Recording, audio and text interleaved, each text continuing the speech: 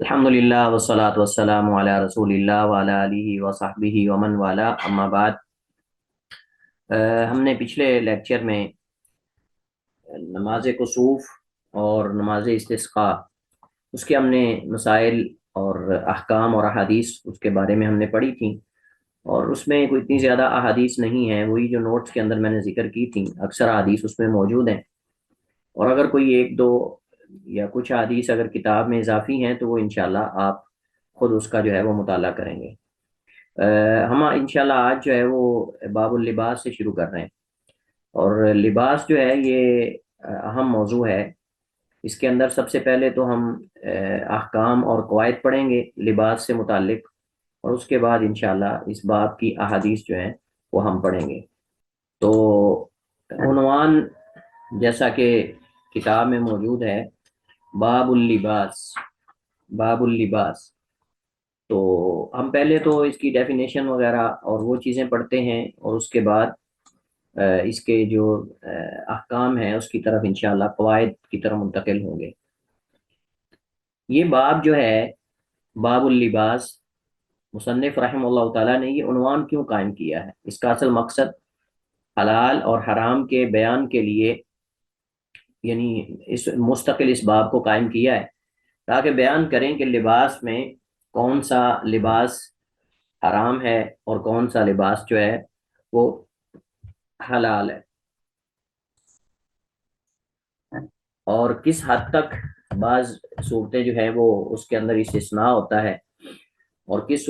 صورت کے اندر استثناء نہیں ہوتا۔ تو اس وجہ سے مصنف نے یہ باب قائم کیا ہے۔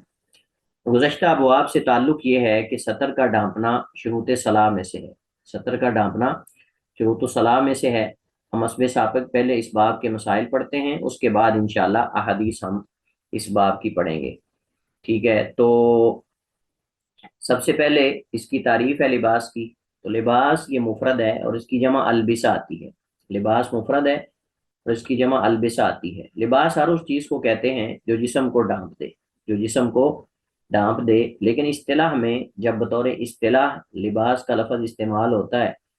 تو اس سے مراد وہ چیز ہے جس سے انسان اپنی شرمگاہ اور جسم کو ڈھانپتا ہو اور اس سے خوبصورتی حاصل کرتا ہو، اسے لباس کہتے ہیں۔ لباس دو طرح کا ہوتا ہے، ایک لباس حسی ہے اور ایک لباس معنوی ہے۔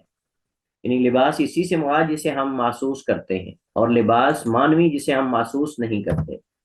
لباس حسی سے مراد وہ لباس ہے جسے ہم محسوس کرتے ہیں، ظاہر میں ہمیں نظر آتا ہے، اور لباس معنوی وہ لباس ہے کہ جسے ہم محسوس نہیں کرتے اور وہ ظاہر میں نظر بھی نہیں آتا۔ اس کے اثرات نظر آتے ہیں، آثار اس کے نظر آتے ہیں، لیکن ظاہر میں وہ نظر نہیں آتا۔ تو لباس اسی سے مراد وہ کپڑا ہے جو بدن کو ڈھانپتا ہو اور زیب و زینت کے لیے اسے جو ہے وہ پہنا جاتا ہو، اختیار کیا جاتا ہو۔ لباس معنوی جو ہے اس کو قرآن کریم کے اندر بھی ذکر کیا گیا ہے، اور اس سے مراد جو ہے وہ تقوی ہے، اس سے مراد جو ہے وہ تقوی ہے۔ یہ لباس غیر حسی ہے، یا اس کو لباس آپ معنوی کہہ سکتے ہیں۔ اللہ تعالیٰ قرآن کریم میں فرماتا ہے وَلِبَاسُ التَّقْوَىٰ ذَلِكَ خَيْرٌ، اور جو تقوی کا لباس ہے یہ سب سے بہتر ہے اور خیر ہے۔ تو بہرحال اس مناسبت سے ظاہری اور غیر ظاہری ہونے کے اعتبار سے، یا حسی اور غیر حسی ہونے کے اعتبار سے لباس کی دو قسمیں ہیں، اور یہ دونوں قسمیں قرآن میں موجود ہیں، یہ دونوں قسمیں قرآن کریم میں موجود ہیں۔ جیسا کہ آگے آیت آ رہی ہے، ہم جب لباس کے اندر اصل کیا ہے اور اس کا حکم کیا ہے انشاءاللہ تو ہم پڑھیں گے، تو وہاں انشاءاللہ اس کی جو ہے وہ دلیل آئے گی قرآن سے، اسی اور غیر اسی کی۔ لباس کی مشروعیت میں حکمت کیا ہے، یعنی کیوں لباس کو مشروع کیا گیا ہے، کیوں ہمیں جو ہے وہ سطر ڈھانپنے کا حکم دیا گیا ہے اور لباس پہننے کا حکم دیا گیا ہے؟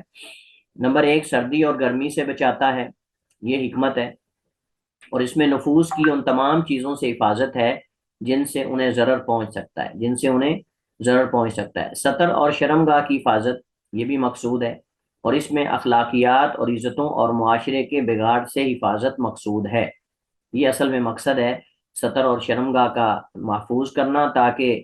جو ہے وہ اخلاقیات باقی رہیں اور عزتیں باقی رہیں، اور معاشرے کے اندر فساد بگاڑ نہ پیدا ہو۔ آج جو معاشرے کے اندر فساد اور بگاڑ پیدا ہو رہا ہے اس میں بنیادی طور پہ بے پردگی سبب ہے، اور بھی چیزیں اسباب ہیں، اور بھی اس کے محرکات ہیں، لیکن بنیادی سبب اس کے اندر، ہمارے معاشرے کے اندر جو بڑھتی فحاشی ہے، اس کے اندر لباس سب سے زیادہ، یعنی لباس کا تنگ ہو جانا اور اتر جانا، نام کا لباس ہونا، باریک لباس ہونا، یہ اصل میں ساری چیزیں لباس کے اندر جو ہم دیکھتے ہیں، اور اسی طرح آج کل جو ہے وہ ایڈز کے نام پر، مشہوریوں کے نام پر، اور اسی طرح اپنی پروڈکٹ سیل کرنے کے نام پر مختلف ایکٹرز، گلوکاراؤں سے باقاعدہ جو ہے وہ ایکٹنگ کروائی جاتی ہے، انہیں لباس پہنا کر جو ہے وہ ان کی ویڈیوز بنائی جاتی ہیں، اور پھر پبلسٹی کے لیے اس کو جو ہے وہ سوشل میڈیا پہ وائرل کیا جاتا ہے۔ اور لوگ یہ سمجھتے ہیں کہ جب تک ہم کسی بڑی ایکٹر جو ہیں ان کی تصویر، ان کو یہ لباس پہنا کے ہم بڑے بڑے بینرز اور بڑے بڑے بورڈ نہیں لگائیں گے، تو شاید ہماری یہ پروڈکٹس بھی سیل ہی نہیں ہوں گی، بکیں گی ہی نہیں۔ یعنی اس انداز سے نوجوانوں کا اور لوگوں کا ذہن بنایا جا رہا ہے کہ جتنی بڑی جو ہے وہ فحاشی پر مبنی تصویر ہوگی، کہیں بڑے بورڈ پر لگی ہوگی، فلیکس پر لگی ہوگی، تو اتنی جو ہے وہ زیادہ وہ سمجھتے ہیں کہ ہماری سیل ہوگی، اور ہماری اتنی زیادہ جو ہے وہ خرید و فروخت ہوگی۔ یعنی عجیب و غریب لوگوں کے جو ہے وہ رویے بن چکے ہیں، اور ذہن عجیب و غریب بنائے جا رہے ہیں۔ تو بہرحال جو شریعت نے ہمیں لباس پہننے کا حکم دیا ہے، اس کا بنیادی مقصد معاشرے کے اندر حیا کو قائم رکھنا، اخلاقیات کو قائم رکھنا، عزت کی حفاظت کرنا۔ یہ الگ بات ہے کہ اس عورت کو یہ سمجھ آتی ہے کہ نہیں آتی کہ میری اس میں عزت کی حفاظت ہے، یہ اس کو سمجھ آئے یا نہ آئے، لیکن شریعت کا اصل مقصد یہی ہے کہ عورت کی عزت کی حفاظت کرنا،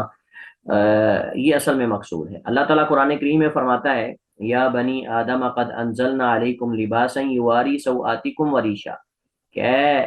آدم کی اولاد، قد انزلنا، تحقیق ہم نے اتارا، علیکم تمہارے اوپر، لباسن لباس،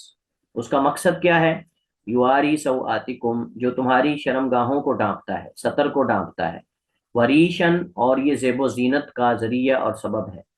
ولباس التقوی، اور تقوی کا لباس، ذالک خیر، یہ بہتر ہے، ذالک من آیات اللہ، یہ اللہ کی نشانیوں میں سے ہے، لعلہم یذکرون، شاید کہ تاکہ وہ جو ہے نصیحت حاصل کریں۔ تو یہاں یہ وہ آیت ہے مطلوبہ جو میں نے ذکر کی، کہ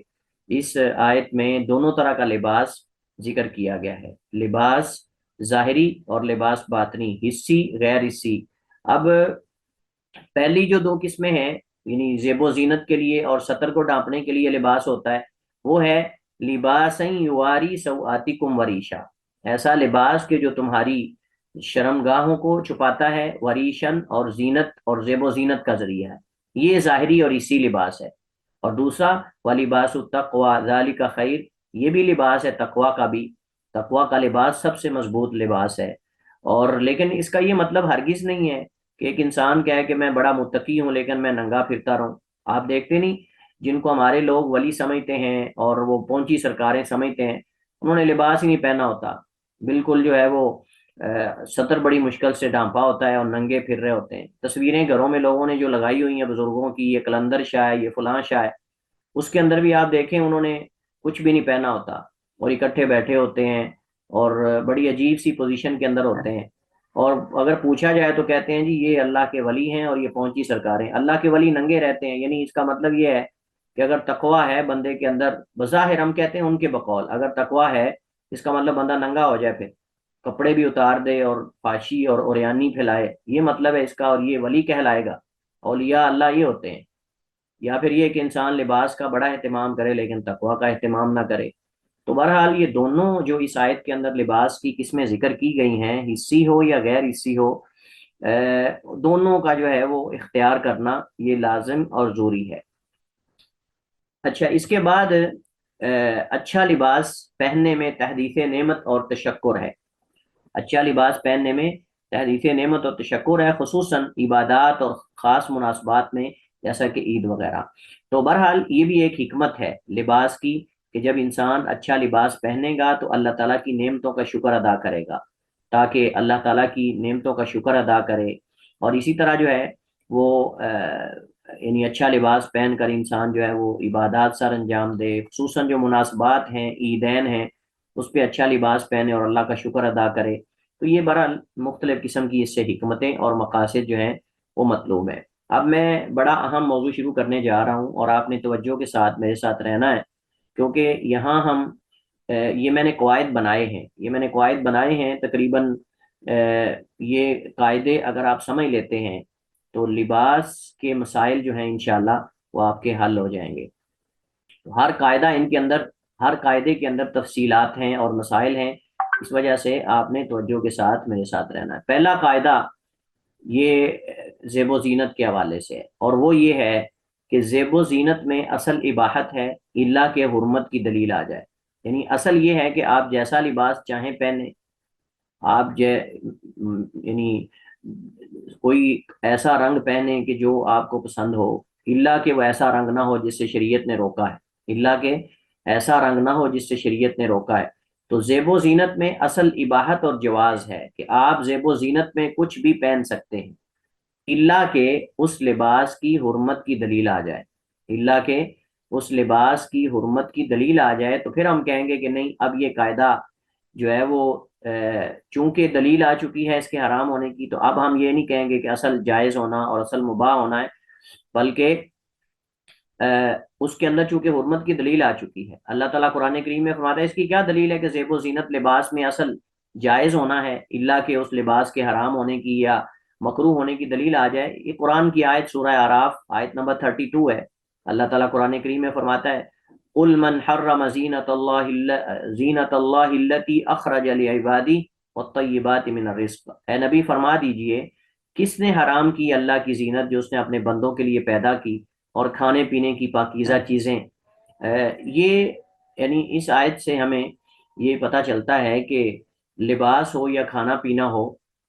بلکہ عمومی جو معاملات ہیں ان کے اندر قاعدہ ہے کہ اصل جواز ہے الا کہ حرمت کی دلیل آ جائے، اور عبادات میں اصل رکنا ہے، حرمت ہے الا کہ کرنے کی اجازت آ جائے، تو یہ اسی سے ہی ماخوذ ہے۔ اب زینت جو ہے وہ دو طرح کی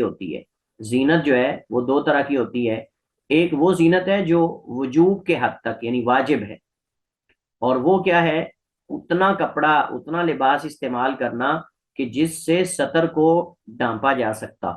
یعنی یہ ایسی زینت ہے جو وجوبی ہے، واجب ہے، یعنی ہر انسان کا اپنے سطر کو ڈھانپنا یہ تو لازم ہے۔ اور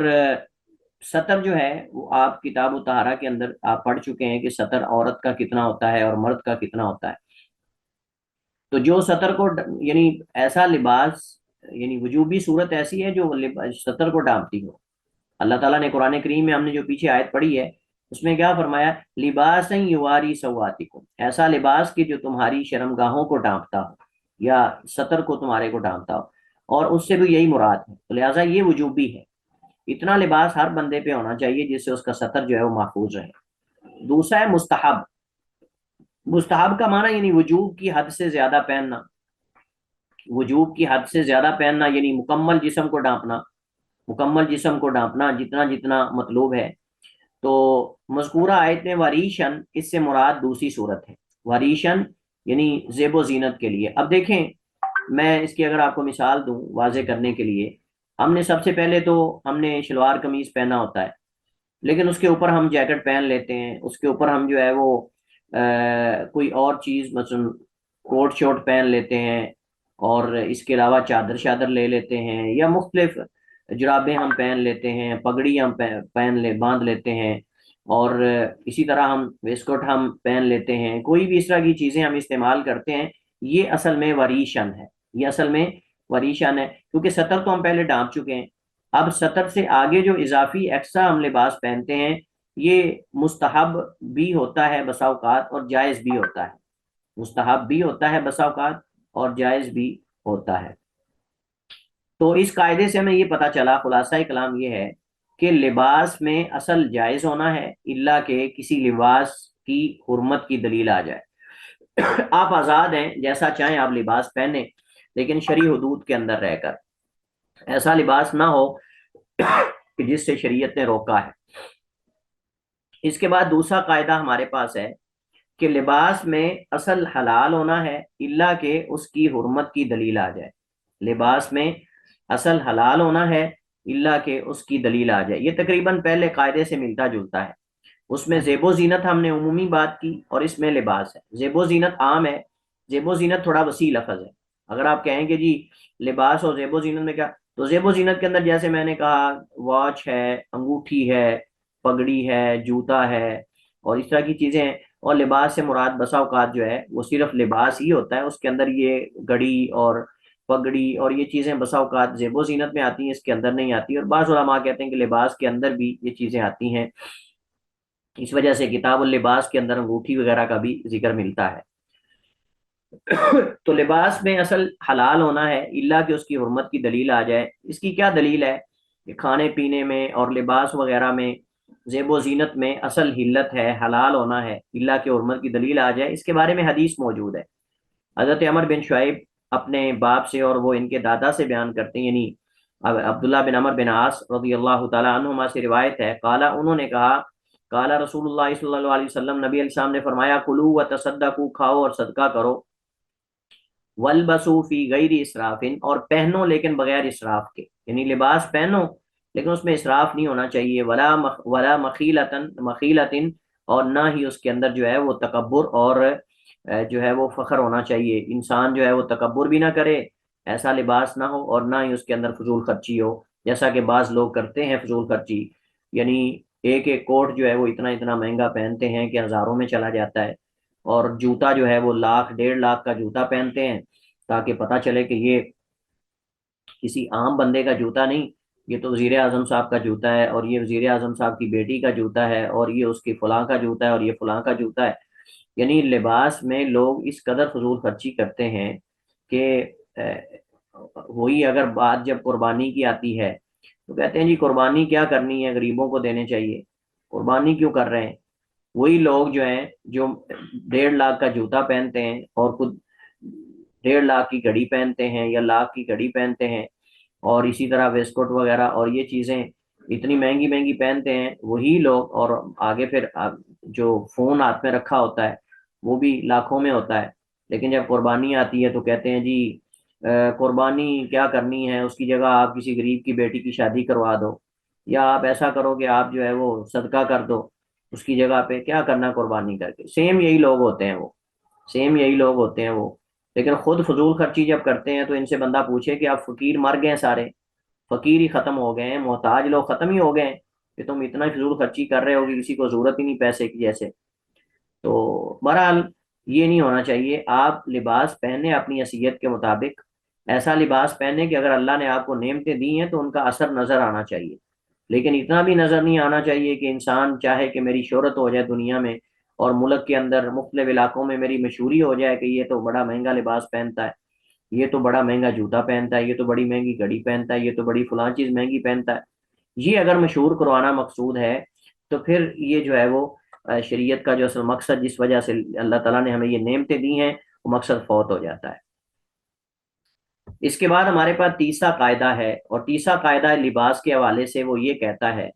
کہ ہر وہ لباس جو مردوں کے لیے مخصوص ہو وہ عورتوں کے لیے حلال نہیں، اور اسی طرح اس کے برعکس جو عورتوں کے لیے مخصوص ہے وہ مردوں کے لیے حلال نہیں. لیکن اس قاعدے کے اندر تھوڑی وضاحت میں کرتا چلوں کہ بعض ممالک کے اندر مردوں اور عورتوں کے لیے ایک ہی طرح کا لباس جو ہے وہ اس کپڑے کا رنگ ہوتا ہے، ایک ہی طرح کا لباس ہوتا ہے. اگر ایسی صورتحال ہو، مثلا وائٹ لباس ہے تو اب وائٹ کپڑے تو سب کے لیے سیم ہی ہوتے ہیں تقریباً. بہرحال اس میں پھر سلائی میں فرق کیا جائے گا، اس میں پھر سلائی میں فرق کیا جائے گا کہ وہ سلائی جو ہے وہ اگر عورت سلائی کروا رہی تو عورتوں والی کروائے، مرد کروا رہا ہے تو مردوں والی کروائے. اگر ایسی صورتحال بن جاتی ہے کہ کپڑا مشترک ہے مرد اور عورتوں کے درمیان، افریقی ممالک کے اندر زیادہ کپڑوں کے کلر سیم ہی ہوتے ہیں، افریقہ میں مردوں عورتوں کے کپڑوں کے کلر جو ہیں وہ تقریباً سیم ہی ہوتے ہیں، اوپر بڑے عجیب سے بڑاوے بنے ہوتے ہیں اور پتہ نہیں کیا کیا ڈیزائننگ ہوتی ہے. تو بہرحال وہ ان کے ہاں تقریباً چونکہ غریب علاقہ ہے، غربت ہے، اور کوئی اتنی زیادہ فیکٹریز کارخانے نہیں ہیں، کپڑا ان کے یہاں بنتا نہیں ہے، اس وجہ سے وہ زیادہ تر جو ہے وہ ایک ہی ڈیزائن کا کپڑا مرد عورتیں سارے پہنتے ہیں. بس سلائی کے اندر تھوڑا بہت فرق کر لیتے ہیں، باقی تقریباً جو کپڑے انہوں نے پہنے ہوتے ہیں وہ مردوں عورتوں کے تقریباً قریب قریب ہی نظر آ رہے ہوتے ہیں. اگر ایسی کوئی صورتحال ہو تو پھر وہ اسے مستثنا ہے، پھر وہ اسے، یہاں یہ ہے کہ کپڑے مختلف کلرز موجود ہوں مرد اور عورتوں کے لیے، لیکن جان بوجھ کر یہ مرد عورتوں والے کپڑے پہنتا ہے اور عورتوں والی چال چلتا ہے، عورت بننے کی کوشش کرتا ہے اور عورت مرد بننا چاہتی ہے. آج دیکھیں کئی عورتوں نے مردوں والے لباس پہنے ہوتے ہیں، کپڑے باقاعدہ مردوں والے سلائی کروا کے، کٹنگ شٹنگ کروا کے، اور جو ہے وہ پورا جناب سرجری وغیرہ کرا کے، تو وہ ایسے جیسے جو ہے وہ کوئی مطلب کہ کوئی لیڈیز ہوں ایسے بننے کی کوشش کرتے ہیں، اور مرد ایسے، اور عورت جو ہے وہ بھی ایسے، عورت مرد بننا چاہتی ہے اور مرد عورت بننا چاہتے ہیں، گویا کہ ناؤز باللہ اللہ تعالیٰ کی نعمت کی ناشکری ہے، گویا کہ ناؤز باللہ اللہ سبحانہ و تعالیٰ کی نعمت کی جو ہے یہ ناشکری ہے۔ حضرت عبداللہ بن عباس رضی اللہ تعالیٰ عنہما روایت کرتے ہیں، فرماتے ہیں لعن النبی صلی اللہ علیہ وسلم المخنثین من الرجال والمترجلات من النساء، اللہ کے نبی علیہ الصلوۃ والسلام نے لعنت فرمائی مخنثین جو مردوں میں سے ہیں۔ مخنث اور خنثی میں فرق ہے، یہ بات بہت اہم ہے، نوٹ کر لیں، مخنث اور خنثی میں فرق ہے۔ مخنث کہتے ہیں اس مرد کو جو عورت بننے کی کوشش کرتا ہے، مخنث اس مرد کو کہتے ہیں جو عورت بننے کی کوشش کرتا ہے لیکن وہ عورت ہوتی نہیں، لیکن وہ عورت ہوتا نہیں، وہ یعنی عورت بننے کی کوشش کرتا ہے، اپنی چال ڈھال، اپنا لباس، اپنے اشارے، اپنی گفتگو عورتوں کی طرح بناتا ہے حالانکہ وہ مرد ہے، تو یہ اس کے بارے میں وعید ہے۔ لیکن ایک ہوتا ہے خنسا، خنسا جو ہے نا وہ خواجہ سرا جو اصل اوریجنل خنسا ہوتے ہیں، وہ ایسے ہوتے ہیں کہ جن کی دونوں دونوں شرمگاہیں ہوتی ہیں، یعنی ان کے یہاں کوئی پارٹ زیادہ ہوتا ہے، کوئی ایک آدھا پارٹ جو ہے وہ زیادہ ہوتا ہے، اور یعنی ان کی بھی آگے دو صورتیں ہیں، ان کی بھی آگے دو صورتیں ہیں، جو خنسا ہوتا ہے، خنسا مشکل ہوتا ہے اور خنسا غیر مشکل ہوتا ہے۔ خنسا مشکل وہ ہوتا ہے کہ جس کا یعنی کہ مردوں اور عورتوں والی چیز علامت جو ہے وہ واضح نہ ہو، مردوں عورتوں کی علامت جو ہے وہ واضح نہ ہو، صرف ایک ہی مخرج ہو، صرف ایک ہی مخرج ہو۔ اور خنسا غیر مشکل وہ ہوتا ہے کہ جس کی جنس جینڈر جو ہے وہ واضح ہو، یعنی مطلب ہی شی والا جو ہے وہ اس کا جو ہے وہ واضح ہو، یعنی مرد ہے یا عورت ہے، دونوں میں سے اس کی کوئی نہ کوئی جنس واضح ہو، تو یہ غیر مشکل ہے۔ اور مشکل خنسا جو ہے وہ ہوتا ہے کہ جس کی جنس واضح نہ ہو، ہی شی والی جنس اس کی واضح نہ ہو، تو اس کو کہتے ہیں خنسا مشکل۔ تو یہ جو خنسا مشکل ہے نا، اس کے احکام مخصوص ہیں، اور اس کے بارے میں علماء نے وراثت کے اندر جو ہے وہ تفصیلی گفتگو کی ہے۔ لیکن جو دوسرا ہے جو جو واضح ہے اور وہ مشکل نہیں ہے، اس کے احکامات اگر وہ مرد ہے تو مردوں والے ہیں، اگر وہ عورت ہے تو عورتوں والے ہیں، یہ اصل میں اس کے اندر جو ہے وہ ترتیب ہوگی، ٹھیک ہے۔ تو وہ خنسا ہے جو خواجہ سرا ہوتا ہے اوریجنل۔ ہمارے آج کل معاشرے کے اندر خواجہ سرا اوریجنل کم ہے، لیکن جو بنے ہوئے ہیں وہ بہت زیادہ ہے۔ وہ ایک بندہ پچھلے دنوں میڈیا پہ پکڑا گیا، تو پتا چلا کہ اس کے 5 بچے ہیں، پتا چلا اس کے 5 بچے ہیں، اور وہ روڈوں پہ خواجہ سرا بن کے مانگتا ہے، رات کو میک اپ کر کے اس نے اپنی ٹانگوں پہ لیزر وغیرہ چلایا ہوا ہے، ٹانگیں صاف کی ہوئی ہیں اپنے نیچے، تو وہ ایک خواجہ سرا بن کے جو ہے وہ ساری رات روڈوں پہ بھیک مانگتا ہے، اور صبح جو ہے وہ جا کے اپنے بچوں کو کھلاتا ہے۔ تو پتا چلا کہ جی وہ اس کے 5 بچے ہیں، تو پوچھا گیا تو کہتا ہے جی لوگ ایسے دیتے نہیں، تو میں جو ہے وہ یہ روپ اختیار کر لیتا ہوں، اور رات کو جو ہے وہ جو مانگتا ہوں دیہڑی ہماری بن جاتی۔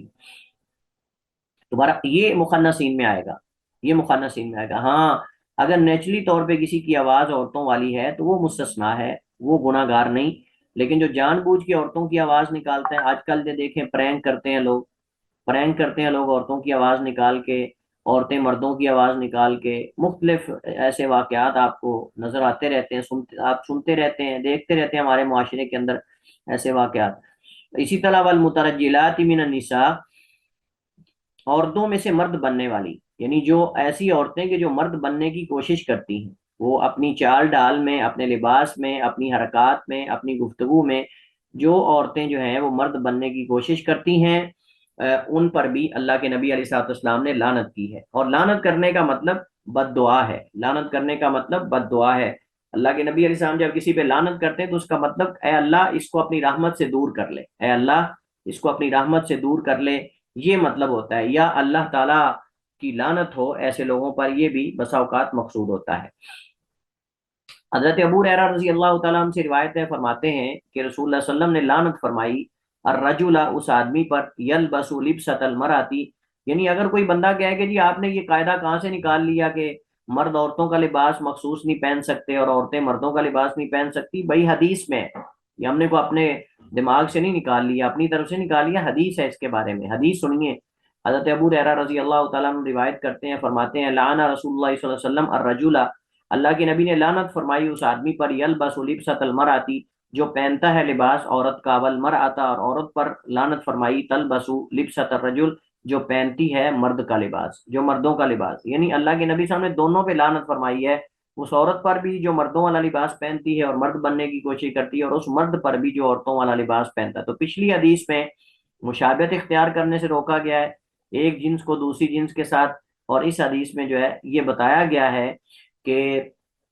لعنت اس عورت پر بھی ہے جو مردوں کا لباس پہنے، اور اس مرد پر بھی جو عورتوں کا لباس پہنے، اور یہ حدیث سنن ابی داود، مسند احمد وغیرہ میں صحیح درجے کی روایت ہے۔ کچھ تنبیہات ہیں اس قاعدے کے حوالے سے جو ہم نے یہ قاعدہ پڑھا ہے، تیسرا قاعدہ، اس میں پہلی تنبیہ یہ ہے کہ عورتوں کے لیے مردوں کے مخصوص جوتے اور مردوں کے لیے عورتوں کے مخصوص جوتے پہننا بھی جائز نہیں ہے، جس کے اندر عورتوں کی مردوں سے اور مردوں کی عورتوں سے مشابہت ہوتی ہو، یہ بھی جائز نہیں ہے، وہ کوئی بھی چیز ہو سکتی ہے۔ اسی طرح جو آج کل ٹرینڈ چلا ہے نوجوانوں کا کہ وہ اپنے کانوں میں جو ہے وہ لاکٹ وغیرہ، اور اپنے کانوں میں وہ رنگ وغیرہ، اور اس طرح کے جو زیورات وغیرہ عورتیں پہنتی ہیں وہ بھی پہنتے ہیں، تو یہ بھی اس میں آتا ہے، یہ بھی اس میں آتا ہے، اپنے کانوں میں ایسا زیور پہننا جو عورتوں کے ساتھ خاص ہے، وہ بھی صحیح نہیں ہے، وہ بھی صحیح نہیں ہے، اور یہ عورتوں سے مشابہت ہے، اور یہ عورتوں سے مشابہت ہے، اس سے ہمیں جو ہے وہ بچنا چاہیے، اس سے ہمیں جو ہے وہ بچنا چاہیے۔ جی، تو دوسری چیز یہ ہے کہ مردوں کے لیے تہ بند ٹخنوں سے نیچے لٹکانا جائز نہیں، کیونکہ یہ عورتوں کے لیے خاص ہے اور تکبر کی علامت ہے۔ دو وجوہات ہیں، ایک تو ٹخنوں سے نیچے تہ بند لٹکانے سے روکنے کی وجہ یہ ہے کہ یہ عورتوں سے مشابہ ہے، عورتوں کو ڈانپنے کا حکم دیا گیا اپنے ٹخنے، عورتوں کو اپنے ٹخنے ڈانپنے کا حکم دیا گیا، حتیٰ کہ نماز کے اندر بھی، حتیٰ کہ نماز کے اندر بھی، جیسا کہ حدیث بارے میں موجود ہے۔ اور مردوں کو جو ہے وہ تمام حالات میں ٹخنوں سے شلوار تہ بند کو اوپر رکھنے کا حکم ہے، اور نیچے لٹکانے والے کے بارے میں بڑی سخت وعید وارد ہوئی ہے، نیچے لٹکانے والے کے بارے میں بڑی سخت وعید وارد ہوئی ہے۔ جو لوگ یہ ہیلا کر کے اپنی جان چھڑانے کی کوشش کرتے ہیں کہ جی میں تو، میرے اندر تو تکبر نہیں، میں کون سا تکبر سے لٹکا رہا ہوں، یہ بھی تکبر ہے کہ حدیث کے اندر نہیں آ جانے کے بعد بھی بندہ اڑا رہے اور کہے کہ نہیں میرے اندر تو تکبر نہیں۔ جب حدیث میں سخت وعید آ چکی ہے تو فوراً توبہ طائب ہو جانا چاہیے، جائے کہ انسان جو ہے وہ اڑا رہے اور کہے کہ نہیں اس سے مراد تکبر نہیں ہے، اس سے مراد یہ ہے، اس سے مراد وہ ہے، اور وہ جو ہے وہ اس طرح ہیلے بانے کرتا رہے، تو یہ صحیح نہیں۔ حضرت ابو ذر رضی اللہ تعالیٰ عنہ کی مشہور اور معروف حدیث ہے، بیان کرتے ہیں کہ نبی علیہ السلام نے فرمایا ثلاثۃ لا یکلمہم اللہ یوم القیامہ، تین قسم کے لوگ ایسے ہیں کہ جن سے اللہ تعالیٰ قیامت کے دن کلام نہیں کرے گا، ولا ینظر الیہم، نہ ان کی طرف دیکھے گا، ولا یزکیہم، اور نہ ان کا تزکیہ کرے گا، ولہم عذاب علیم، اور ان کے لیے انتہائی دردناک عذاب ہے۔ قال کہتے ہیں فقرأ رسول اللہ صلی اللہ علیہ وسلم ثلاث مرات، اللہ کے نبی علیہ السلام نے تین دفعہ یہ بات کہی، تین دفعہ اللہ کے نبی علیہ السلام نے یہ بات کہی، اور آپ نے فرمایا کہ لا ينظر الیہم ولا یزکیہم ولہم عذاب علیم۔ فقال ابو ذر، تو ابو ذر رضی اللہ تعالیٰ عنہ فرمانے لگے اللہ کے رسول خوابوا و خاسروا، یہ تو خواب و خاسر ہوئے، یعنی نہ مراد اور خسارے میں چلے گئے یہ لوگ، تو من ہو یا رسول صلی اللہ علیہ وسلم، من ہم، یہ کون ہیں اے اللہ کے رسول؟ قال، تو اللہ کے نبی علیہ السلام نے فرمایا یہ تین لوگ، المسبل ازارہ، المسبل اپنے تہ بند کو لٹکانے والا، المنان احسان کر کے احسان جتلانے والا، والمنفق صلاتہ اپنے سامان کو جو ہے وہ جھوٹی قسمیں اٹھا کے بیچنے والا، اپنے سامان کو جھوٹی قسمیں اٹھا کے بیچنے والا کہ اللہ کی قسم ایک نمبر مال ہے، ابھی تازہ لے کے آیا ہوں، فریش لے کے آیا ہوں، اور میں نے تو اتنے کا لیا ہے، میں آپ کو کیسے دوں؟ مطلب اس طرح کے ہیلے بہانے جو ہے وہ لوگ کرتے ہیں، تو اس وجہ سے ان کے بارے میں جو ہے وہ وعید جو ہے وہ وارد ہوئی ہے، اسی لیے ان کے بارے میں جو ہے وہ وعید وارد ہوئی ہے۔ تو بہرحال اس میں محل شاہد حدیث میں المسبل، تہ بند لٹکانے والا، کیا اس حدیث کے اندر کہیں ہے کہ تکبر کے ساتھ لٹکانے والا؟ ہاں جی، تو اس سے کیا پتا چلتا ہے؟ پھر اس سے یہ پتا چلتا ہے کہ تہ بند کسی صورت میں بھی ہو اس کا لٹکانا گناہ ہے، اور بھی حدیث اس بارے میں موجود ہیں اور وارد ہوئی ہیں۔ علماء کرام فرماتے ہیں کہ تہ بند لٹکانے کے بارے میں تین طرح کی روایات ہیں، یہ میں جو تطبیق دینے لگا ہوں یہ بڑی اہم تطبیق ہے۔ علماء کہتے ہیں کہ تہ بند نیچے لٹکانے کے بارے میں 3 طرح کی روایات ہیں۔ ایک روایت یہ ہے کہ جو بندہ تہ بند نیچے لٹکائے گا اللہ تعالیٰ اسے کلام نہیں کرے گا، اس کا تزکیہ نفس نہیں کرے گا، اور اس کے لیے جو ہے وہ دردناک عذاب ہے، اس سے کلام بھی نہیں کرے گا اللہ تعالیٰ۔ لیکن اس میں ساتھ یہ بھی ہے، اس میں ساتھ یہ بھی ہے کہ المنان المنفق، اچھا اس کے اندر آپ دیکھیں چونکہ علماء نے اس کو تکبر پر معمول کیا ہے کہ اگر وہ تکبر کے ساتھ لٹکاتا ہے تو یہ سخت وعید اس کے لیے ہے، اور اگر وہ تکبر کے ساتھ نہیں لٹکاتا تو پھر وہ دوسری حدیث میں جو آتا ہے نا ویل للعقاب من النار، کہ جو ایڑیاں سوری ما اسفل من الکعبین ففی النار، ما اسفل من الکعبین ففی النار، کہ جو حصہ بھی تہ بند کا ٹخنوں سے نیچے جائے گا اتنا حصہ آگ میں جلایا جائے گا۔ ابن عثیمین رحمہ اللہ تعالیٰ فرماتے ہیں کہ یہ حدیث اس شخص کے بارے میں ہے کہ جس کو ٹخنوں سے نیچے شلوار یا تہ بند لٹکانے کا پتہ چل جائے کہ یہ منع ہے، پھر بھی وہ لٹکائے، پھر بھی وہ لٹکاتا رہے اور کہے کہ میرے اندر تکبر نہیں، اور پھر بھی وہ کہے کہ میرے اندر تکبر نہیں ہے لیکن یہ تکبر کے ساتھ خاص ہے، تو کہتے ہیں کہ یہ اس بندے کے لیے وعید ہے کہ اس کا اتنا حصہ جلایا جائے گا جتنا حصہ جو ہے وہ نیچے ہے۔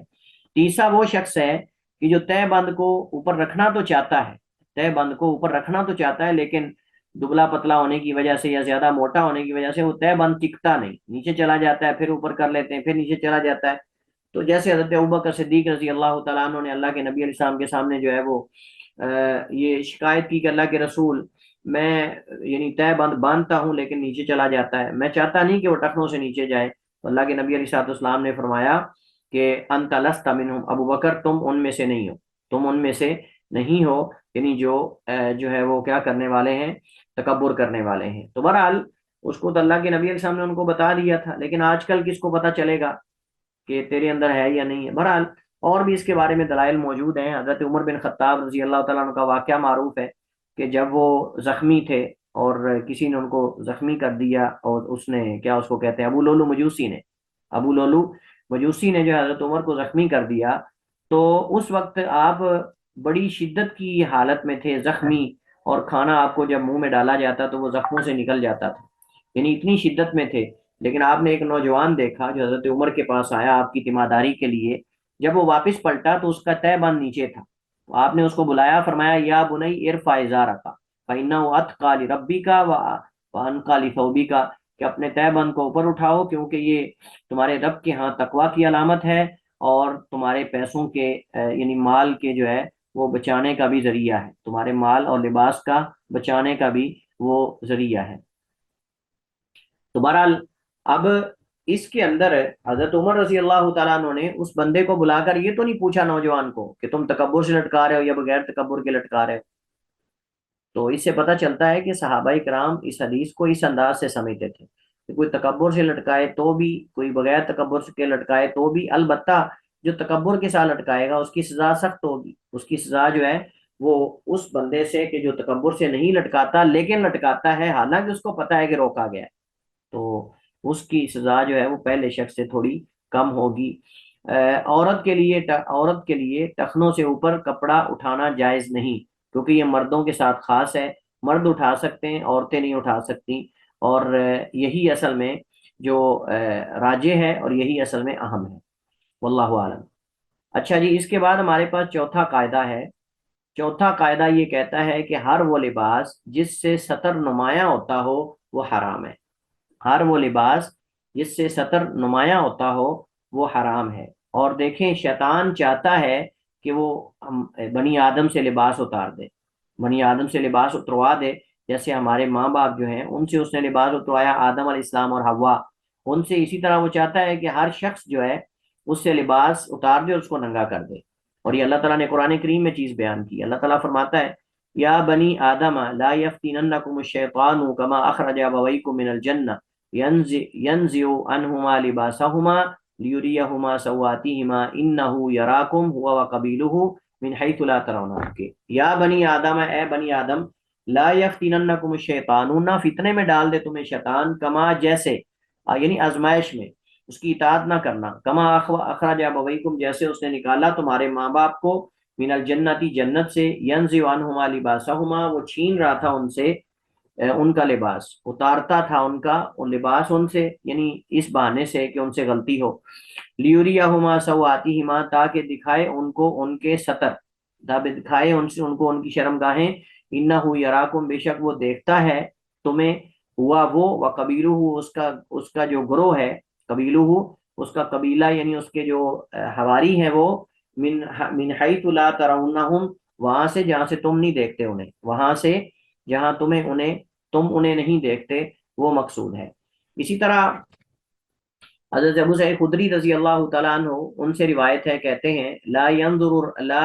ينظر الرجل الى عورت الرجل، نہ دیکھے آدمی کسی دوسرے آدمی کی شرمگاہ کو، ولا المرأة الى عورت المرأة، اور نہ دیکھے کوئی عورت کسی دوسری عورت کے سطر کو، اس کی شرمگاہ کو، ولا يفضي الرجل الى الرجل في ثوب واحد، اور نہ لیٹے آدمی دوسرے آدمی کے ساتھ ایک کپڑے میں، ولا تفضي المرأة الى المرأة في ثوب الواحد، اور نہ ہی عورت ایک کپڑے سے ایک ہی کپڑے میں دوسری عورت کے ساتھ لیٹے، ایک ہی کپڑے میں دوسری عورت کے ساتھ جو ہے وہ لیٹے۔ اس کی وجہ کیا ہے؟ اس کی وجہ یہ ہے کہ اگر ایسا ہوگا تو ہو سکتا ہے کہ برائی میں واقع ہو جائیں، یہ بھی ہو سکتا ہے کہ وہ ایک دوسرے کے عیوب جا کے نقل کریں، یہ بھی ہو سکتا ہے۔ تو بہرحال اس کے اندر جو ہے وہ کسی کے سطر کو دیکھنا یہ جائز نہیں ہے اور یہ درست نہیں ہے، ٹھیک ہے۔ اس حوالے سے کچھ تنبیہات ہیں۔ نمبر ایک، کسی مرد اور عورت کے لیے جائز نہیں، یہ جو ہم نے پیچھے قاعدہ پڑھا ہے کہ ہر وہ لباس جس سے سطر نمایاں ہوتا ہو وہ حرام ہے، ہر وہ لباس جس سے سطر نمایاں ہوتا ہو وہ لباس حرام ہے، اور اس کے تحت ہی ہم یہ تنبیہات پڑھ رہے ہیں، اس کے تحت ہی ہم یہ تنبیہات پڑھ رہے ہیں۔ سب سے پہلی چیز، کسی مرد اور عورت کے لیے جائز نہیں کہ وہ اتنا صاف اور شفاف اور باریک لباس پہنے کہ اس سے سطر نظر آتا، اس سے سطر نظر آتا ہو، جو کہ آج آپ عملی طور پہ جو ہے وہ بازاروں میں اور دیکھ رہے ہیں کہ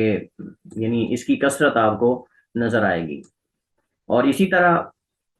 مرد عورت کے لیے اتنا تنگ اور ٹائٹ لباس بھی پہننا جائز نہیں کہ اس سے جسم کے مخصوص اعضاء نمایاں ہوتے ہیں۔ ایک تو یہ ہے کہ باریک ہو اور اندر سے نظر آتے ہوں، اور دوسرا یہ ہے کہ ٹائٹ ہو کہ وہ نمایاں اور عیاں اور واضح ہو۔ یہ ہم نے کہاں سے یعنی چیزیں نکالی ہیں؟ یہ حدیث سے ماخوذ ہیں۔ حضرت ابو ہریرہ رضی اللہ تعالی عنہ روایت کرتے ہیں،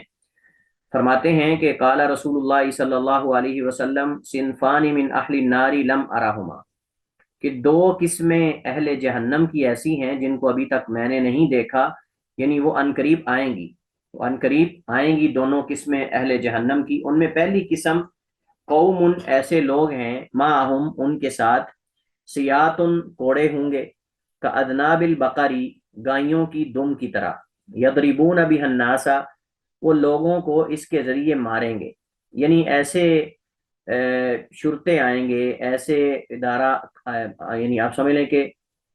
یہ مراد اس سے بعض جو عمراء آئے جنہوں نے لوگوں پہ ظلم و ستم کیا اور ان کے مال غصب کیے اور لوگوں کے حقوق غصب کیے، جو نہیں دیتا تھا اس کو باقاعدہ جو ہے وہ کوڑے مروائے جاتے تھے، اور ان کے ہاتھوں میں کوڑے ہوتے تھے جو پولیس والے ہوتے تھے، اور وہ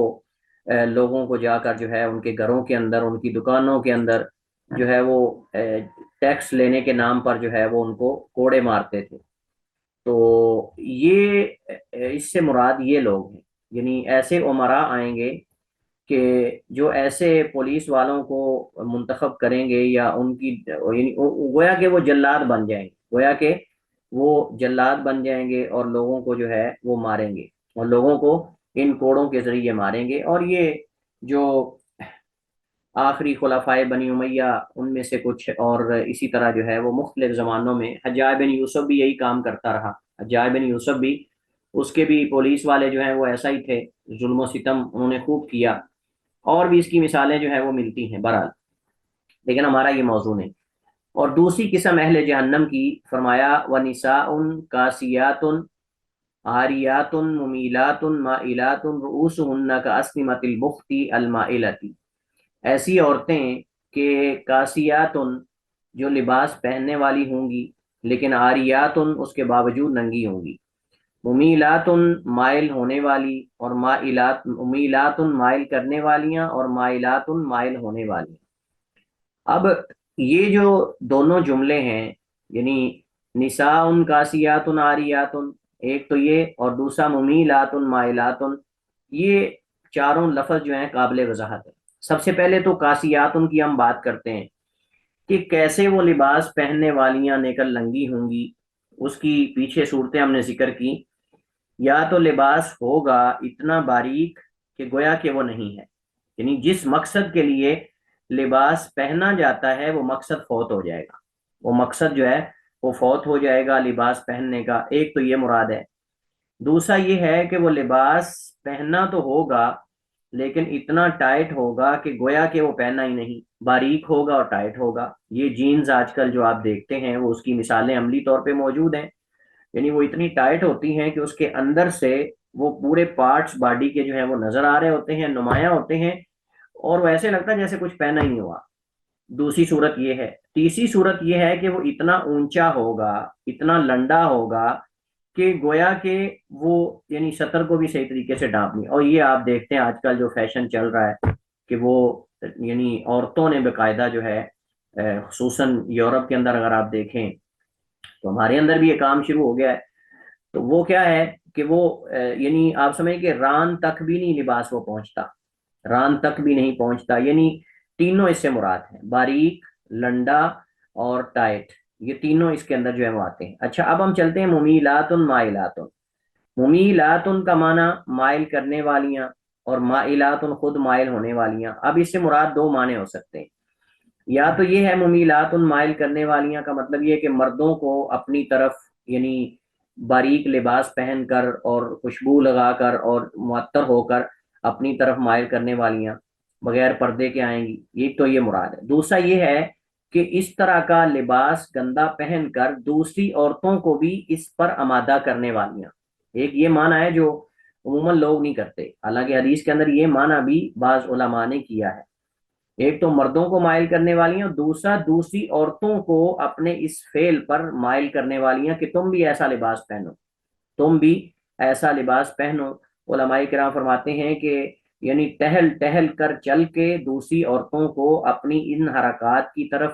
لانے والیاں اور مائل کرنے والیاں، یہ بھی اس سے مراد ہے۔ مائلات ان کا معنی خود مائل ہونے والیاں مردوں کی طرف یا پھر دوسری عورتوں کی طرف جو اس طرح کا لباس پہنے ہوئے ہیں ان کی طرف مائل ہونے والیاں کہ ان کی طرح کا لباس خود بھی بنا لیں گی۔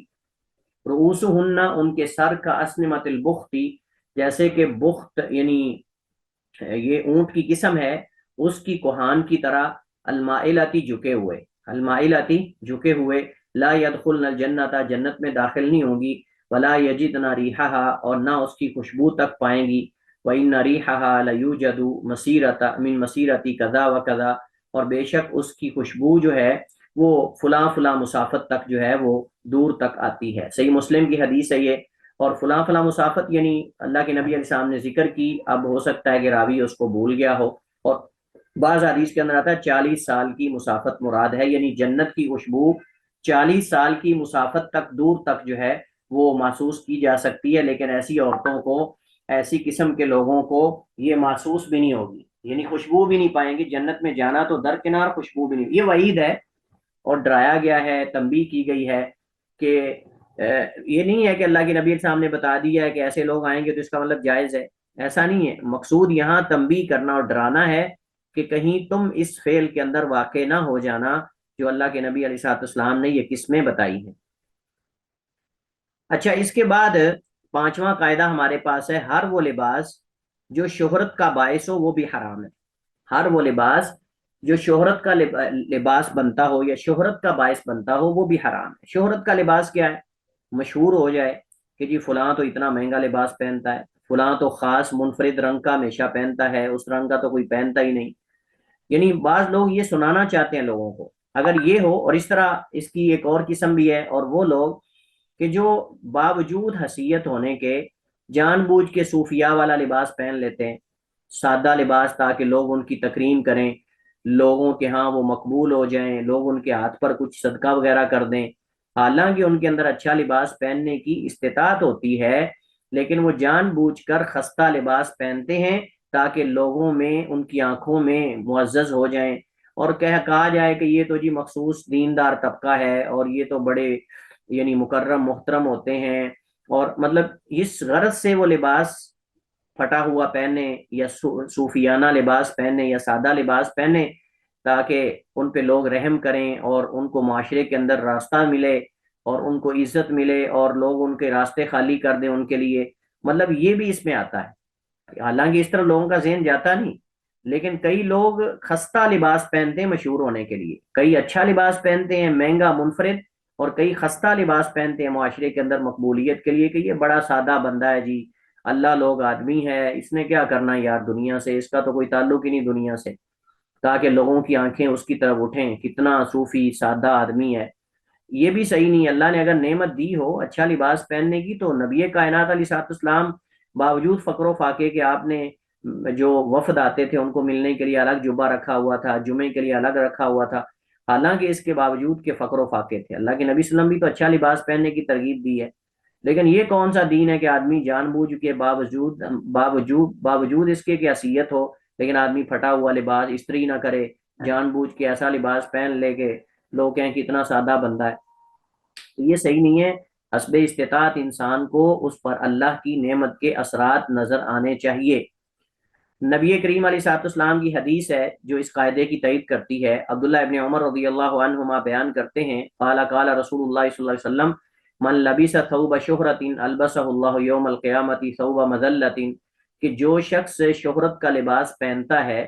اللہ سبحانہ و تعالیٰ اسے قیامت کے دن ذلت کا لباس پہنائے گا۔ یعنی جو شخص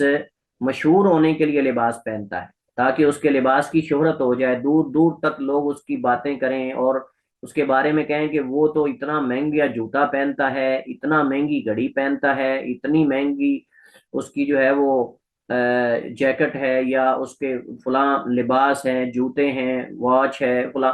یعنی لوگ باتیں کریں، لباس میں یہ ساری چیزیں آتی ہیں، لباس میں یہ ساری چیزیں آتی ہیں۔ اور ایک اور بھی چیز ہے، بعض علماء کہتے ہیں یہاں شہرت کے لباس سے مراد شہرت ہی ہے،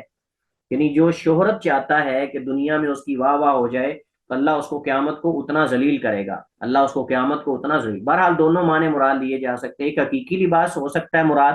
اور ایک یہاں حقیقی لباس نہیں بلکہ شہرت کا لباس، یعنی مشہور ہونا چاہتا ہے۔ بعض لوگوں کو یہ بڑا آج کل بیماری چلی ہوئی ہے مشہور ہونے کی،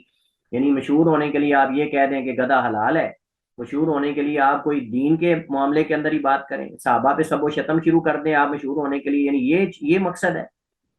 اگر یہ مقصد ہے مشہور ہونے کے لیے صحابہ پہ سب و شتم کرنے کا کہ مشہور ہو جائے، تو یہ گھٹیا اور کبھی ترین مقصد ہے، ذلیل ترین آدمی ہے وہ کہ جو صحابہ پہ سب و شتم کر کے مشہور ہونا چاہتا ہے، صحابہ پہ زبان درازی کر کے جو ہے وہ مشہور ہونا چاہتا ہے۔ اس سے ذلیل میں کہوں گا کہ کوئی آدمی ہے ہی نہیں۔ یعنی کیا اور کوئی چیز نہیں ملی مشہور ہونے کے لیے؟ یہی ملی ہے کہ آپ صحابہ پہ سب و شتم کریں، سوشل میڈیا پہ آ کے آپ صحابہ کرام کی گستاخیاں کریں اور ان پہ آپ زبان درازی کریں، ان کی شان میں تنقیص کریں اور ان کی عدالت پہ آپ جرح کریں، جن کی عدالت اللہ نے قرآن میں جن کا تذکیہ کیا رسول نے کیا ہے۔ یعنی بعض لوگوں نے آج کل اپنے چینل بنا کے یہ کام شروع کیا ہوا ہے کہ وہ صحابہ کرام کی سٹوریاں کھول کے بیٹھے ہوئے ہیں،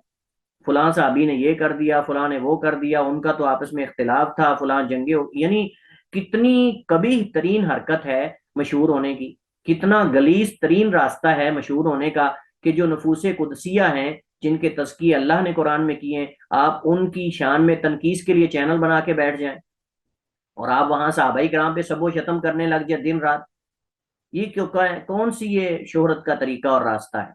یعنی کیا دین ہی مذاق بنا ہوا ہے؟ دین کے نام پہ ہم شہرت چاہتے ہیں، کوئی بندہ اٹھ کے کہتا ہے فلاں چیز حلال ہے، کوئی اٹھ کے کوئی نیا اٹھ کے آئے دن مسئلہ چھیڑ دیتا ہے، یعنی مقصد صرف دین ہی ہم نے کھلواڑ کیا ہوا ہے اس کے ساتھ۔ جس بندے نے مشہور ہونا وہ دین کے مسئلے کے اندر آ کے کوئی الٹا راستہ اختیار کر لے، کوئی الٹا فتویٰ دے دے تاکہ اس کو شہرت ہو جائے۔ اور ہمارے لوگوں کے عوام الناس کے ذہن اتنے غلیظ ہو چکے ہیں کہ ہم ایسے بندے کو اتنا پروموٹ کرتے ہیں، اتنا اس کو مشہور کرتے ہیں کہ چند دنوں کے اندر ہم اس کو پتہ نہیں اٹھا کے کہاں بٹھا دیتے ہیں۔ تو یہ چیزیں جو ہیں وہ زیب نہیں دیتی۔ اللہ ایسے شخص کو اتنا قیامت کو ذلیل کرے گا جتنی وہ دنیا کے اندر شہرت کا لباس پہن کے بیٹھا ہوا ہے۔ تو بہرحال یہ جائز نہیں ہے، یہ جائز نہیں ہے۔ شہرت کے لباس سے انتہائی مہنگا اور رنگ کے اعتبار سے بھی اکثر لوگوں سے منفرد لباس مراد ہے۔ اور جان بوجھ کر فقیروں والا انتہائی گھٹیا لباس بھی اس میں شامل ہے۔ المہم، جس لباس سے بھی لوگوں میں مشہور ہونا مقصود ہو وہ شہرت کا لباس کہلائے گا اور اس وعید میں شامل ہوگا۔ کچھ تنبیہات ہیں اس حوالے سے۔ پہلی تنبیہ یہ ہے کہ اس میں صوفیوں کا وہ لباس بھی داخل ہے جسے وہ جان بوجھ کر لوگوں میں مشہور ہونے کے لیے پہنتے ہیں اور میلا کچیلا رکھتے ہیں تاکہ لوگوں کی نگاہیں اور توجہ اپنی طرف مبذول کریں، دور سے ہی لوگ رسپیکٹ دیں، عزت دیں، راستہ چھوڑ دیں۔ اگر یہ مقصد ہے تو یہ صحیح نہیں ہے۔ بالوں کا الگ ڈیزائن بنانا، یعنی بعض بندے ایسی کھوتا کٹنگ کرواتے ہیں کہ میں اس کو کھوتا کٹنگ کہتا ہوں، ایسی کھوتا کٹنگ کرواتے ہیں کہ آپ حیران ہو جائیں۔ یعنی وہ اپنے آپ کو سمجھ کیا رہا ہوتا ہے، یعنی ایسی کٹنگ کروا کے وہ اپنے آپ کو کیا سمجھ رہا ہوتا ہے۔ میں حیران ہوتا ہوں کہ شیشے کے اندر پتہ نہیں دوسرے بندوں کو اتنا گندا لگ رہا ہوتا ہے تو پتہ نہیں اپنے آپ کو کتنا خوبصورت سمجھ رہا ہوتا ہے۔ اصل میں یہ مسئلہ نہیں ہے، اصل میں مسئلہ یہ ہے ہم اتنے یعنی دوسروں سے مرعوب ہو چکے ہیں کہ ہم کسی فاسق فاجر کسی یہودی آدمی کو بھی دیکھ لینا اس کی کوئی نیا سٹائل تو ہم وہ کرنے تل جاتے ہیں۔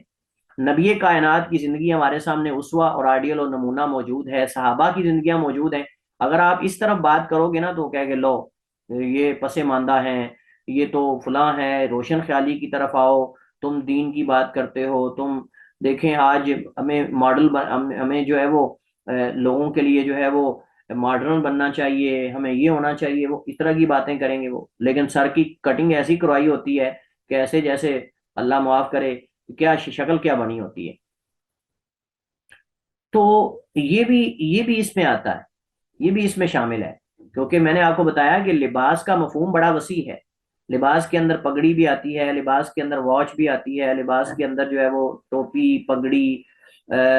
بال اور انگوٹھی اور جوتا اور یہ ساری چیزیں لباس میں باقاعدہ ذکر کی جاتی ہیں۔ تو ایسی کٹنگ کروانا کہ جو کسی کسی کی مشابت اختیار کرنے کے لیے وہاں آپ جائیں کسی حجام کے پاس،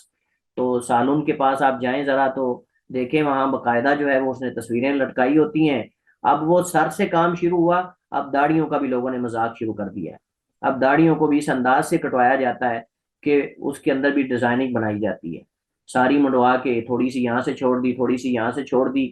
آپ اندازہ کریں ہم کہاں جا رہے ہیں۔ یہ سارا سوشل میڈیا کا کردار ہے، جیسے ہم کسی کو دیکھتے ہیں ہم اس کی طرح بننے کے لیے تیار ہو جاتے ہیں، اور ایک طرف ہم کہتے ہیں محمد کریم علیہ السلام کا چہرہ بڑا خوبصورت تھا، محمد کریم کی زندگی بڑی خوبصورت تھی، لیکن ہم اس کو اپنانے کو تیار نہیں ہیں۔ اپنانے کو ہم جو فساق اور جو یعنی آپ سمجھ لیں مسلمان بھی پتہ نہیں ہوتے ہیں کہ نہیں، ہم ان کی زندگیوں کو دیکھتے ہیں اور ان کے پیچھے ہم فوراً شام سے پہلے ہم کرنے کو تیار ہو جاتے ہیں۔ بچوں کے نام بھی ہم اس کے مطابق رکھتے ہیں۔ تو اسی طرح کیونکہ وہ لباس ہی کی ایک قسم ہے، شیطان کے پجاریوں کا مخصوص لباس بھی اس میں شامل ہے۔ شیطان کے پجاریوں کا جو مخصوص لباس ہے باقاعدہ اس کے اوپر نشان بنے ہوتے ہیں، آپ جانتے ہیں سینگ بنے ہوتے ہیں یا اس طرح کے مخصوص بڑھاوے سے بنے ہوتے ہیں، کارٹون بنے ہوتے ہیں، یہ بھی جائز اور درست نہیں ہے۔